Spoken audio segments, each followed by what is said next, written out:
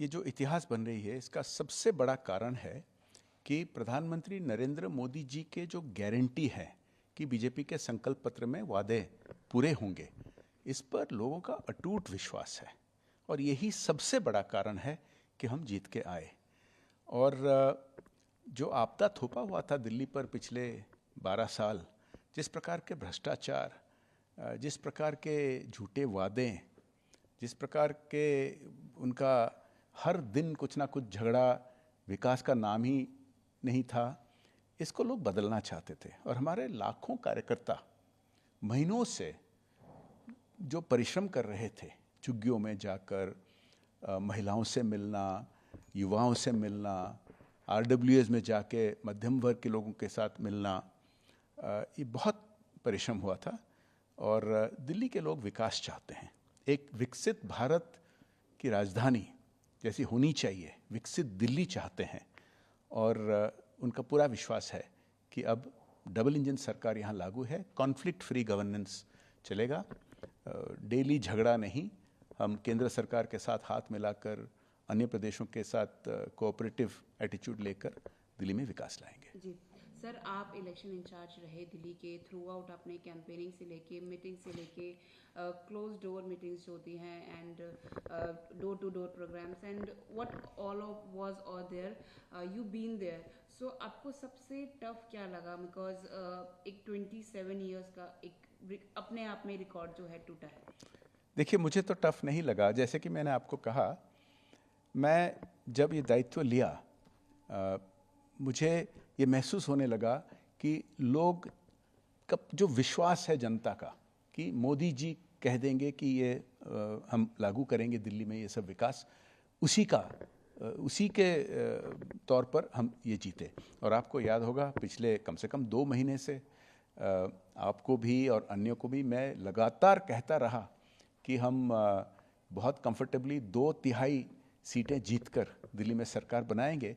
ये कॉन्फिडेंस आया था क्योंकि हमारे कार्यकर्ता जो लाखों संख्या में हर जगह जाते थे, उनका प्रयास था और उनका फीडबैक भी था मेरे लिए, इसीलिए मेरा ये कॉन्फिडेंस था। जी सर, किन बड़े मुद्दों को आप क्रेडिट देना चाहेंगे? क्योंकि दिल्ली बीजेपी ने शुरू से ही हर मुद्दे को उठाया है, चाहे वो किसी भी तरह का स्कैम हो, लिकर हो, एजुकेशन हो, बस स्कैम हो, एयर पॉल्यूशन को प्रॉब्लम हो, या फिर और जो बड़े बड़े इश्यूज वाटर को लेके, इलेक्ट्रिसिटी को लेके, क्या कुछ मुद्दे जो है रहे जो आपने उठाए जिनसे आपको काफ़ी मदद मिली? देखिए, मुद्दे तो बहुत थे। 12 साल दिल्ली के लोग ये आपदा को झेल रहे थे क्योंकि उनको लगता था कि इस बार शायद झूठ नहीं बोलेंगे, बार बार झूठ बोलकर चलते थे। सबसे बड़ा मुद्दा ये था कि जब मोदी जी का गारंटी रहा कि भाजपा के संकल्प पत्र पूरा होगा, यही सबसे बड़ा मुद्दा था। और इसीलिए हम आज 27 साल के बाद सरकार बनाए हैं। मुद्दे तो वैसे गंदा पानी का है, जो इतने सालों के बाद झुग्गी में अभी तक गंदा पानी मिल रहा है, जब तक देश भर हर घर नल से जल 80% से ज़्यादा लोगों को मिल रहा है। इशू तो है कि यमुना को साफ करने के झूठे वादे देकर 12 साल खींच लिए, कुछ किए नहीं। ये भी मुद्दा है कि पिछले 10 साल में कोई इंफ्रास्ट्रक्चर का डेवलपमेंट नहीं हुआ, पब्लिक ट्रांसपोर्ट का हाल क्या है सब जानते हैं।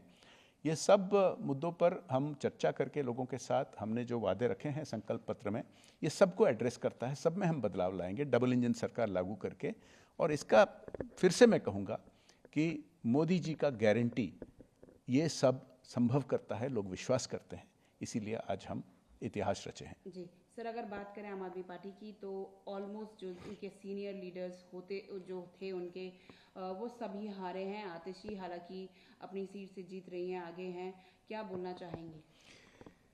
ये आपदा पर जो गुस्सा आया था लोगों को, क्योंकि बार बार ये झूठ बोलते थे और एक लोगों को एक विश्वास दिलाए थे 10-15 साल पहले अन्ना जी के कंधों पर कि एक अलग किस्म के राजनीति करेंगे।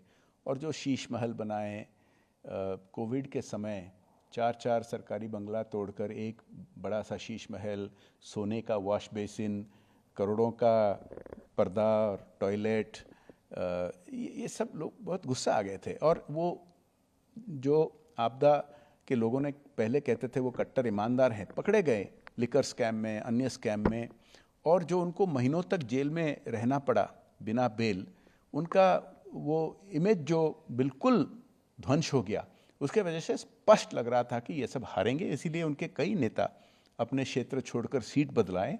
फिर भी इशू अलग है। आप देख रहे हैं किस तरह का ये पब्लिक का मूड है। जी सर, मेरे एक आखिरी सवाल, अगर बीजेपी के सीएम की बात करें, हालांकि बीजेपी की पॉलिसी रही है वो हमेशा एक मतलब ट्राई करते हैं कि सबको मौका मिले, इस तरह की उनकी पॉलिसी रही है, कौन हो सकता है सीएम प्लीज? हम बीजेपी में बहुत भाग्यशाली हैं कि राष्ट्रीय स्तर पर हमारे नेता न केवल ऐतिहासिक 3 बार के प्रधानमंत्री, परंतु पूरे दुनिया के सबसे लोकप्रिय नेता। और हम पिछले दशक से जो ढांचा से हम काम कर रहे हैं, हर प्रदेश में हमारी कलेक्टिव लीडरशिप होती है और जीतने के बाद हमारे कोई भी कार्यकर्ता आगे आकर नेता बन सकते हैं। ये अन्य दलों में नहीं है। अन्य दलों में ऐसा नहीं होता है। हमारे जो प्रोसेस है, हम लोगों के, हमारे कार्यकर्ताओं के राय लेते हैं और अंत में हमारे पार्लियामेंट्री बोर्ड तक जाता है, वहीं तय होता है। तो हमारे जो भी बनेंगे विधानसभा में नेता, बहुत अच्छा नेता बनेंगे।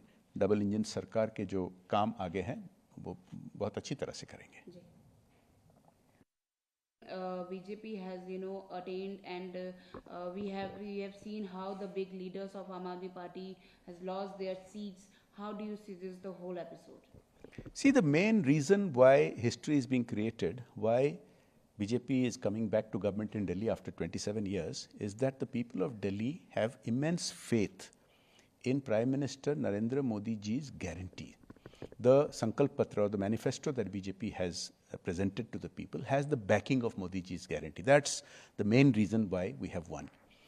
And the public had become very frustrated with the corruption and the falsities, lies of the APDA and the APDA leaders. You saw the liquor scam, you saw the Sheesh Mahal, you saw the classroom scam, the Delhi Jal Board scam, and all the basic issues of clean water, cleaning Yamuna, pollution, roads, public transport.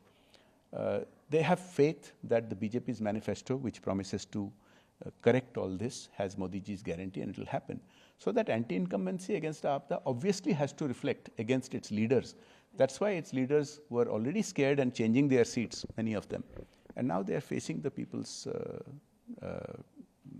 anger. Okay, so just one last question. Whole country is waiting for the one CM face of national capital. What do you think, who could be the one? We are very fortunate that at the national level, our leader is not only a historic third-time Prime Minister, but the most popular leader in the world, proven repeatedly by so many surveys and feedback, opinion polls. And the format we have been following for a long time now is that at the state level, we have collective leadership. And after winning the elections, the BJP is the kind of party, it's the biggest in history, it's the most democratic and transparent. Any Karyakarta can come to the front. But there is a process for that. And Karyakartas are consulted.